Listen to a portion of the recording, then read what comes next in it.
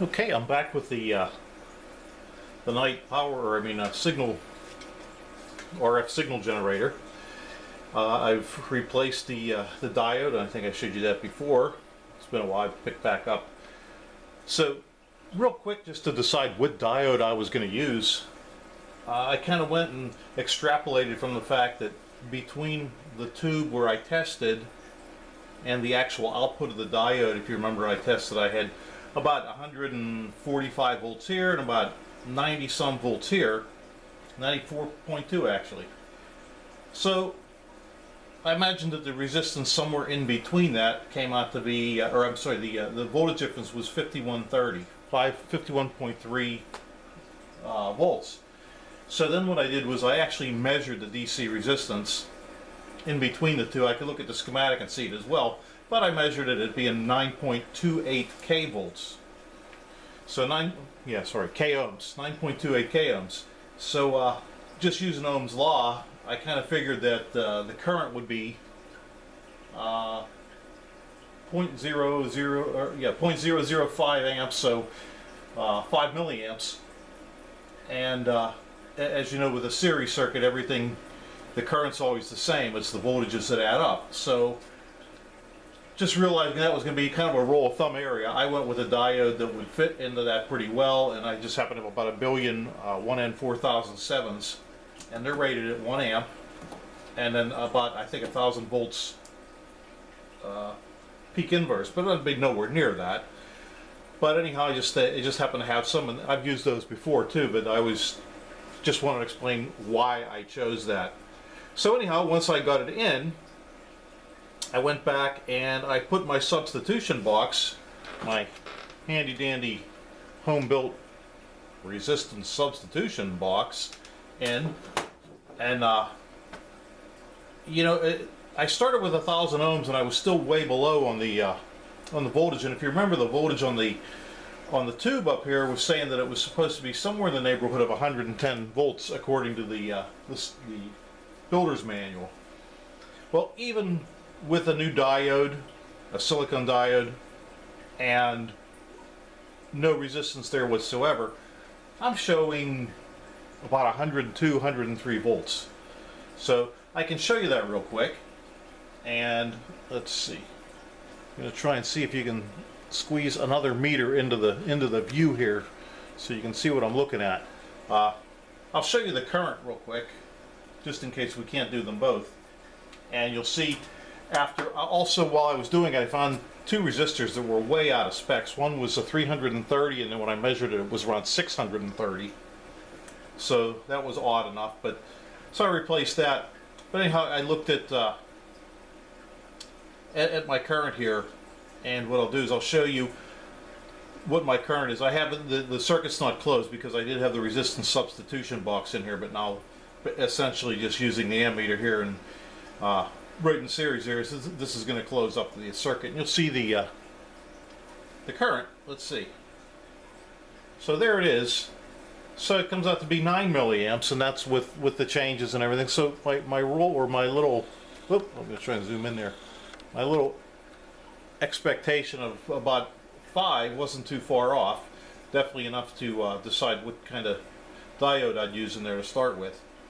But let's see. I'm going to see if I can zoom this out a little bit and catch the voltmeter as well. I'm trying not to make you dizzy with the moving the camera around thing.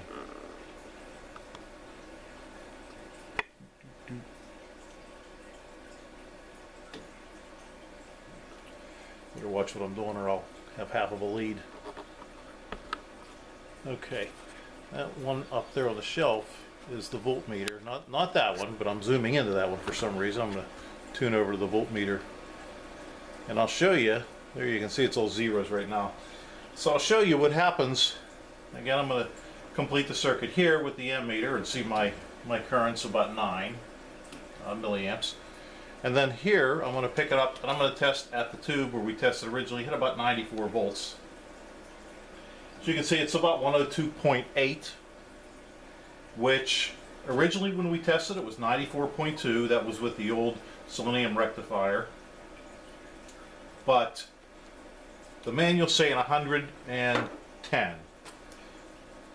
I think that's probably close enough, the 102, realizing back in those days they were definitely not using digital voltmeters, but and that's all the higher I can get it. So what I'm going to do is, without a resistor, I'll actually just jumper that, and we'll give it a try and bring it up and see how it works.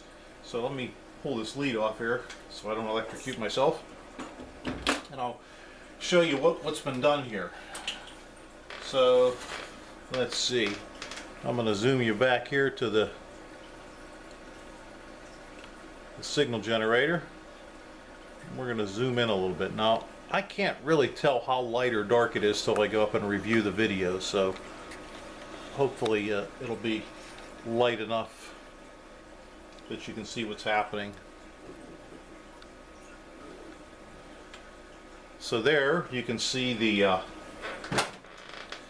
two new capacitors right there, and I just happened, this is just stuff I had laying around. I had these radial types, so I used those.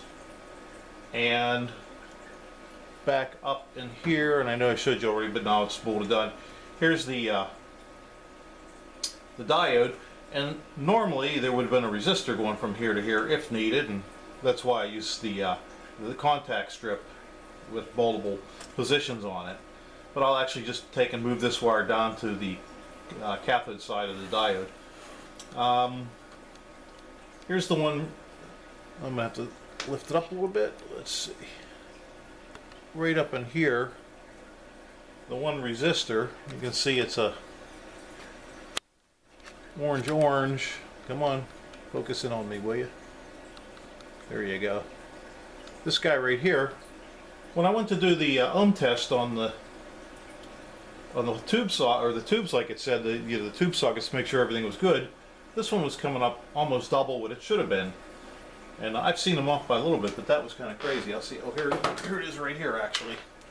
So the colors on these are really hard to see, but yeah, I'll try and see if this will focus. Maybe if I put my hand behind it. Yeah, there you go. So you can see it's orange, and you really can't see the other one, but let's see. Looks to be orange. Probably brown, but it's faded in with the rest of the brown. But if it's 330, I would say it should be brown. But if you watch here, I'm going to turn you back. Ohm meter didn't like that. I'm going to turn you back to the ohm meter.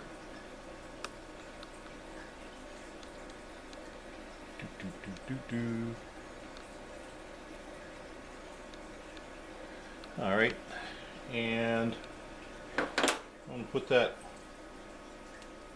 resistor on it. There it is.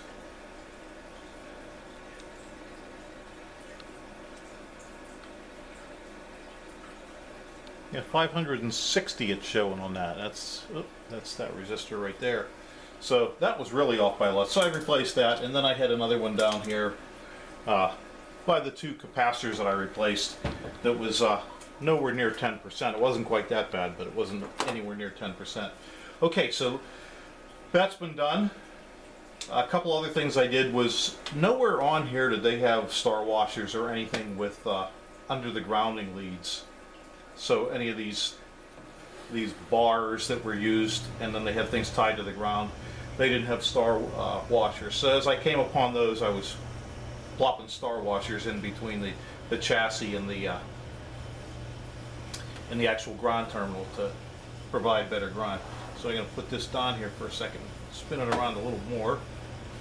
The other thing I did was I installed, let me get you back, I'm sorry, let me get you back onto here so you can see what I did. Okay, flip this down so we can see what's happening here. So, there we go. I put BNC leads, or I mean jacks here rather, than the old style microphone jack from back in the 30s or whatever that was. But because everything I have here has BNC, and it's probably the same way in your place, so rather than make a bunch of different leads up, even if you look at, well, I'll show you later. It's an old VTVM that I have over there I was using. I have an adapter though for that one, but I've often thought about putting BNC lead on that because I have those as well. And Heathkit used the 1/4-inch phono jack, like the headphone jacks. That's what they use too. So anyhow, enough about that. So I cleaned up the outside a little bit, not too much, and that was about it. So the last thing that I want to do before I really do anything else is I'm going to replace this cord. I have a polarized cord, and the funny thing is, even though it's not that much of a difference, I can tell a lot of times when it's plugged in wrong, because when I lean my arm here and against the chassis, I can feel a little bit of a trickle, but it seems when I flip the cord I don't get that anymore.